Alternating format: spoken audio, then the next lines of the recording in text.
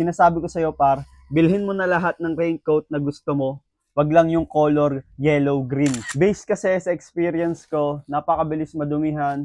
Tapos, hindi talaga goods yung quality niya. Yung mga mamahalin na like tago 1,000 pesos. So, ipapakita ko sa inyo yung mga nagagamit ko ng raincoats or poncho. So, first, meron kasi tayong sobrang nipis niya lang. Kumbaga parang pang estudyante, around 60 pesos lang yung price nun. Pero hindi ko na siya nadala na sa kabila. Tapos, ito naman yung pangalawa. Ito is poncho raincoat na Batman. So, ito, mabilis lang siyang ikabit. Tapos, ilalagay mo siya ganyan. So, isa sa mga problema dito is medyo delikado to since, ayun nga, kumakalampag-kalampag to kapag ka-under kayo.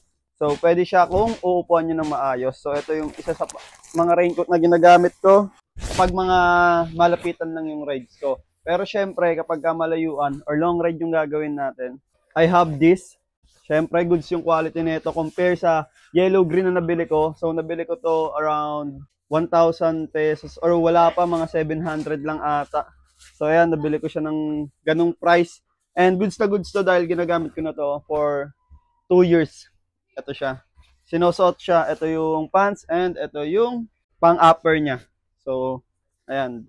Around 700 lang. So, sobrang tipid ka pa din kung i-compare mo sa unang raincoat ko na yellow-green. Kaya asar na asar ako doon. Nasa around 1 to yun. Tapos, hindi siya ganun kaganda yung quality. Parang 2 times ko palang nagamit, sabay nung naputikan na, is ang hirap niya tanggalin.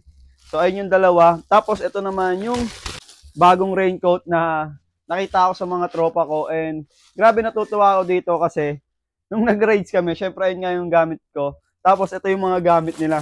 Ako, halos mabasa yung loob nung damit ko kasi sobrang lakas ng ulan. Pero sila, tuyong tuyo. Kaya, sabi ko, okay, mag-i-invest ako sa ganyang raincoat. Bago kasing raincoat to, ito yung poncho raincoat na isang buuhan lang. So, nung natuwa ako, syempre, binili ko na.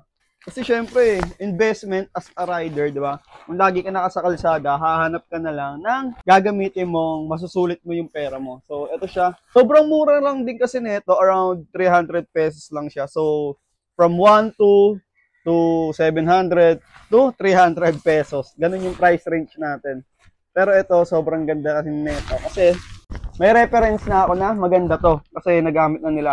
So, ayan, 5'4" yung height ko. Tapos, size medium to. So, sakop na sakop siya. Tapos, meron din siyang hood.